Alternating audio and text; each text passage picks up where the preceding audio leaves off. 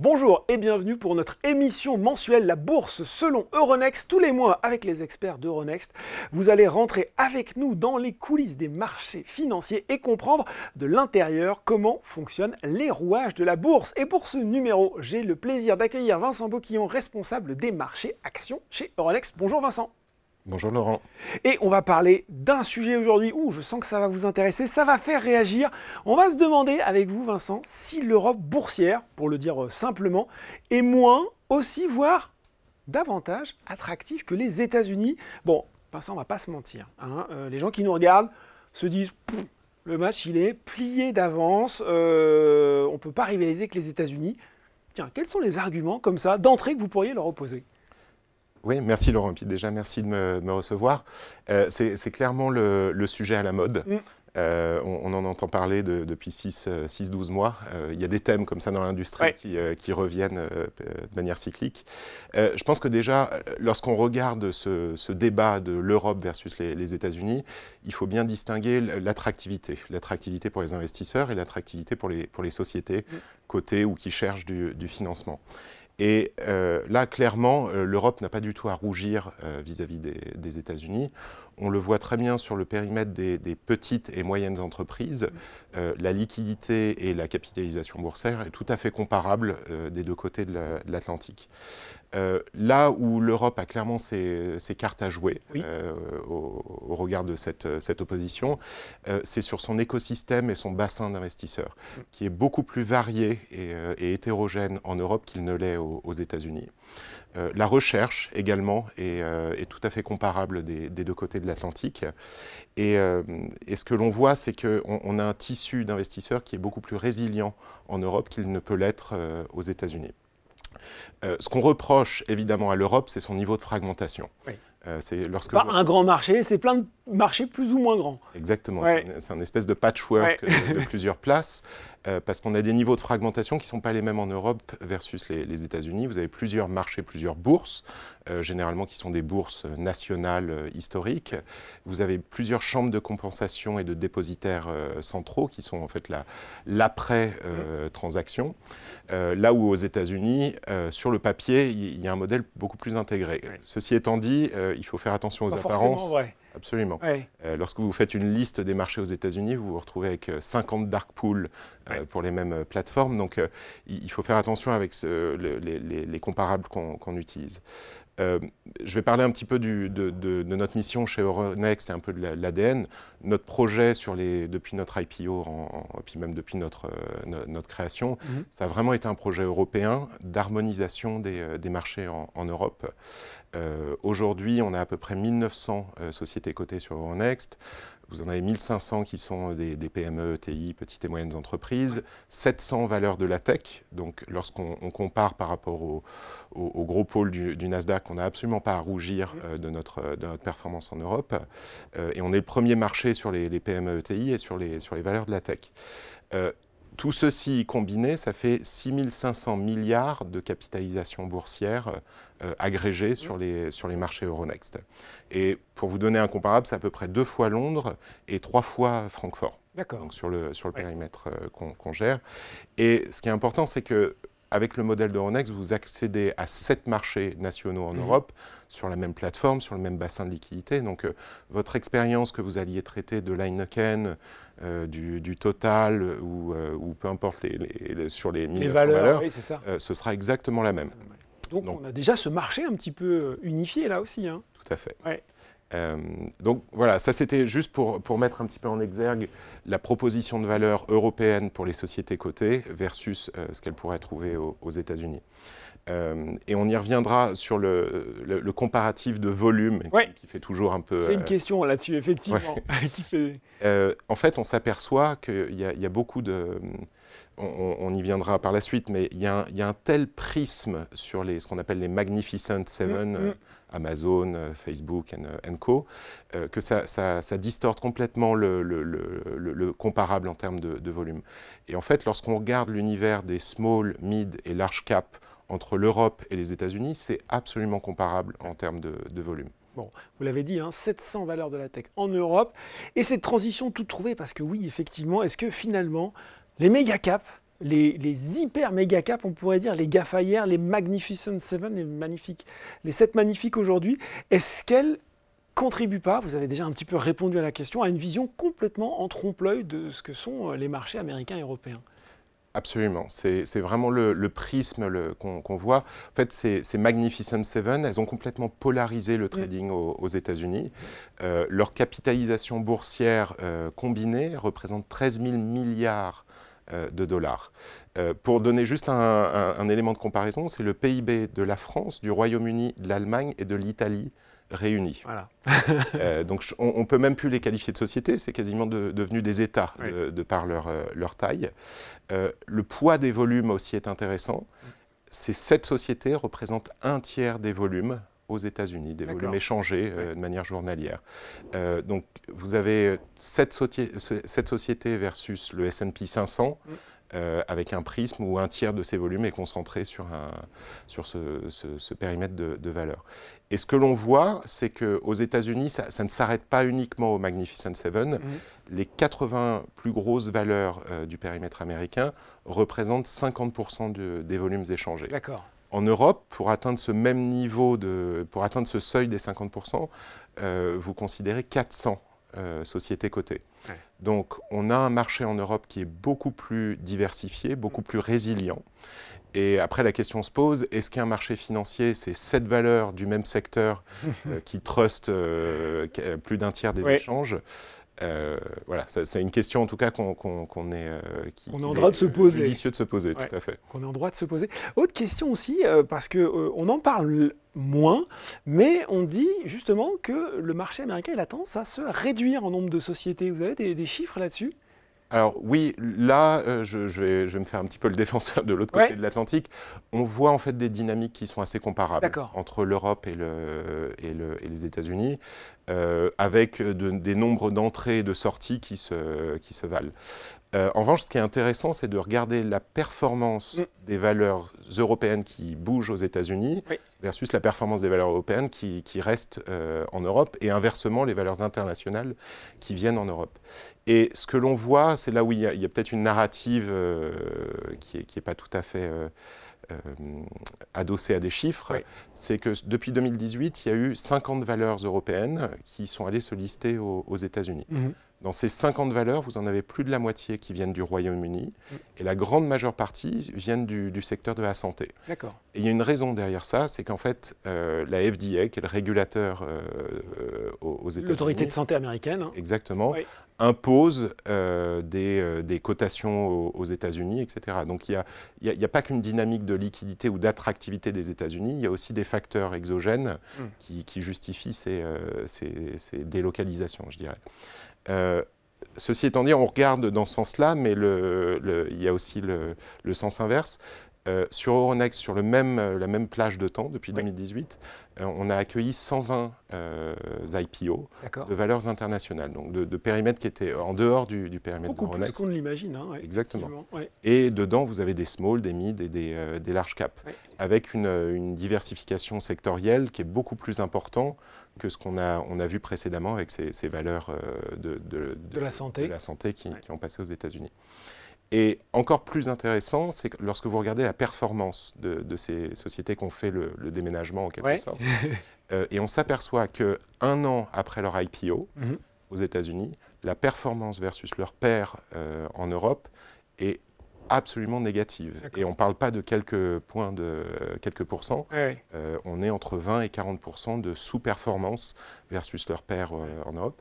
Et même pour les sociétés européennes qui sont restées en Europe, lorsqu'on les compare à leur pair aux États-Unis, en fait, on s'aperçoit que leur valorisation est très comparable, si ce n'est meilleure, en Europe que ce qu'on voit aux États-Unis.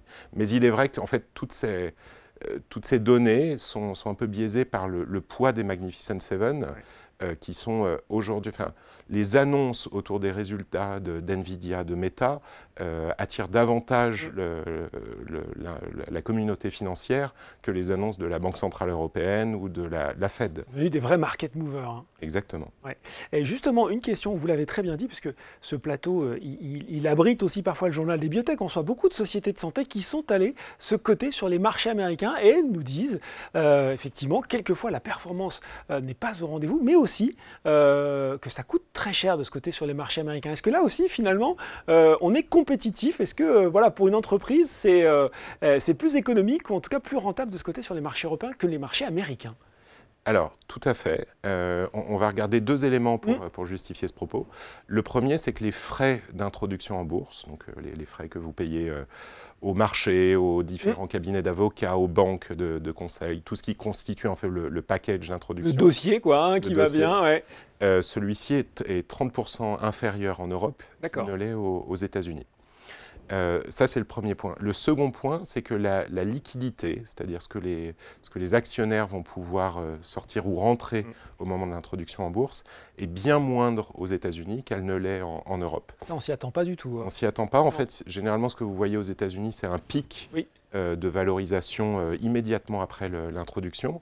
Et généralement, la performance, si vous la lissez sur 3, 6 mois, 1 an, elle va être, dans la plupart des cas, négative. Là où l'Europe va prendre un peu plus son temps, on n'a pas ces sauts qui se produisent au moment de l'introduction, mais avec des perfs beaucoup plus lissés et dans le temps. Bon, eh ben voilà, là aussi, une mise au point intéressante sur ce sujet. Si on se place maintenant du côté des investisseurs individuels qui nous regardent, on sait que des deux côtés de l'Atlantique, il y a eu un engouement des particuliers pour la bourse. Est-ce que ça s'est confirmé, y compris en Europe? Est-ce que voilà, les investisseurs individuels sont encore au rendez-vous? Ah oui, tout à fait. Ça a été la vague Covid, en quelque sorte, où on estime que c'est, d'un point de vue justifié par les différents confinements. Donc les gens travaillaient de la maison et il y avait... On avait du temps, hein, on a commencé à regarder les marchés, dire tiens, c'est pas mal la bourse en fait. Et puis c'était un bon proxy pour juger de la santé économique. Et deuxièmement, il y a eu aussi beaucoup de nouvelles générations qui sont arrivées en fait, sur les marchés financiers. Il y a eu d'ailleurs un rapport de l'autorité des marchés financiers il y a quelque temps qui a validé ce propos. Rajeunissement de l'actionnariat individuel. Hein. Absolument. Ouais. Où on a vu des générations de 18 à 25 ans revenir sur les marchés financiers, alors que sur la dernière décennie, on était tout de même sur un vieillissement de l'investisseur classique. Nous, sur le périmètre des marchés Euronext, on a vu grosso modo un doublement du poids des investisseurs particuliers sur nos différentes plateformes, que ce soit à Paris, à Amsterdam, etc. Alors, aux États-Unis, ils ont eu un effet relativement similaire, où aux alentours d'un quart, voire un tiers des échanges étaient à un moment en provenance d'investisseurs individuels. Voilà, la situation aujourd'hui, on a vu que cette participation, il y a eu un pic et qui s'est en fait stabilisé en Europe. Et les États-Unis ont été témoins d'une tendance similaire. Donc on n'observe pas de dislocation entre les deux côtés de l'Atlantique. Bon, autre point, parce qu'on passe un petit peu tout en revue hein, dans le comparatif, dans ce banc d'essai des marchés, il y a aussi, finalement, ça c'est important, le cadre réglementaire. Est-ce qu'il est plus favorable, plus protecteur aussi, parce que ça c'est important pour l'investisseur individuel qui nous regarde? Alors là, je vais pas faire le chauvin, mais à 2000... Je sens que vous avez envie de dire oui pour l'Europe. Absolument, à 2000%. Si on regarde le marché américain, aujourd'hui, vous n'avez pas un ordre d'un investisseur particulier qui atteint le New York Stock Exchange ou qui atteint Nasdaq. Ah oui, quand même. Les flux des investisseurs particuliers ont été privatisés par des acteurs haute fréquence. Donc, sans citer de nom, On imaginera bien les courtiers qui se sont lancés et qui sont très connus aujourd'hui. Exactement. Ouais. Et pourquoi est-ce qu'il y a eu une privatisation de ces flux? C'est parce qu'en parallèle, il y a eu l'avènement de ce qu'on appelle le Payment for Order Flow, où les apporteurs de liquidités qui étaient de l'autre côté de la transaction vis-à-vis du broker se sont mis à rémunérer les brokers pour capter ces flux. Et donc là, on peut vite comprendre qu'il y a un potentiel conflit d'intérêts. Lorsque le courtier, il a un intérêt économique à aller envoyer le flux de ses investisseurs à l'apporteur de liquidité 1, 2, 3, en fonction des rémunérations qu'il reçoit, et peut-être au détriment de l'investisseur particulier, parce qu'il aurait très bien pu trouver un meilleur prix potentiellement sur le NYSE ou le Nasdaq. Et donc ça, ce qu'on appelle le payment for order flow, c'est quelque chose qui est désormais banni en Europe, c'est-à-dire que ça n'était pas encore arrivé en Europe, mais vu tout ce qui s'était passé aux États-Unis, en fait, les régulateurs ont anticipé cette mouvance en Europe et l'ont banni il y a quelques mois. Et ça, c'est vraiment quelque chose où j'ai envie d'insister pour nos lecteurs et aux gens qui nous regardent, les internautes qui nous regardent aujourd'hui. Les internautes, lorsque vous ne payez pas pour un produit, c'est vous le produit, comme on dit. C'est vous le produit, exactement. Et ça, on s'aperçoit tout à fait qu'aux États-Unis, il y a une réelle polémique autour de ce mécanisme de rétribution des courtiers. Et la Fed et la SEC sont en train d'essayer de faire un demi-tour. Une machine arrière. Exactement. Donc là, vous êtes dans un marché où en fait les flux sont privatisés et sont trustés par une poignée d'acteurs. Et lorsque vous regardez les EBITDA ou les revenus de ces acteurs-là, vous comprenez très bien que c'est une activité lucrative. Alors qu'en Europe, ça a été complètement banni. Et en Europe, nos régulateurs nationaux et européens font quand même vraiment le pari des marchés multilatéraux, où votre ordre va atteindre la bourse et va pouvoir exécuter contre un ordre d'un autre investisseur particulier, d'un investisseur institutionnel, d'un apporteur de liquidité. Mais c'est un peu cet écosystème hétérogène qui crée la compétition des prix et qui protège les investisseurs. Donc sur ce point-là, clairement, on n'a pas à rougir et je pense que les États-Unis nous suivront dans cette mouvance. Bon, je vais vous challenger un petit peu pour finir, Vincent. On a vu, il est pas mal ce match. L'Europe a des cartes à jouer. Qu'est-ce que vous, chez Euronext, vous mettez en place concrètement pour aller améliorer, optimiser l'expérience des utilisateurs de ces marchés que, les Américains pourraient peut-être nous envier? Alors, je dirais qu'il y a vraiment trois points sur lesquels on insiste. Ce thème de la best execution, c'est l'obligation pour les courtiers de délivrer le meilleur prix à leurs clients. Donc si vous pouvez acheter du total à 100 € sur une plateforme, sur Euronext, et que c'est 102 € sur une plateforme concurrente, vous avez l'obligation en tant que courtier d'aller acquérir l'action ou la vendre au meilleur prix disponible. Et ça, on n'en parle pas beaucoup, mais c'est fondamental finalement pour l'investisseur. C'est de la certitude d'avoir le meilleur prix quand il veut faire un ordre boursier, quoi. Exactement, parce que depuis maintenant 15 ans, les marchés sont fragmentés. Donc vous pouvez négocier les valeurs listées sur Euronext, vous pouvez les négocier sur d'autres plateformes. Et le courtier a l'obligation en fait, de délivrer le meilleur prix à son investisseur final. Sauf que c'est extrêmement complexe à faire pour les courtiers parce qu'ils doivent se connecter à toutes ces différentes plateformes et ils doivent avoir des systèmes d'information ultra sophistiqués pour être capables en temps réel de le trouver, ce meilleur prix. De le trouver puis de pouvoir interagir avec lui immédiatement. Et en fait, chez Euronext, on s'est dit que cette complexité, elle avait un coût pour les courtiers. Et ce coût, il était porté par les investisseurs particuliers au bout de la chaîne. Et donc, en fait, on a développé un système qui s'appelle Best of Book, où en fait, on garantit ce qu'on appelle la best execution sur plus de 600 valeurs cotées sur Euronext. Donc, lorsque Boursorama nous envoie un ordre de son investisseur particulier, on garantit en fait la best execution sur ce service. On a un service dédié pour les investisseurs particuliers qui les protège et qui leur permet même de garantir une amélioration des prix. Donc ça, c'est le premier système qu'on a développé. Ça fait maintenant 5-6 ans et c'est devenu un schéma qu'on se fait copier par nos pairs. C'est plutôt une bonne idée, donc on peut comprendre. Absolument.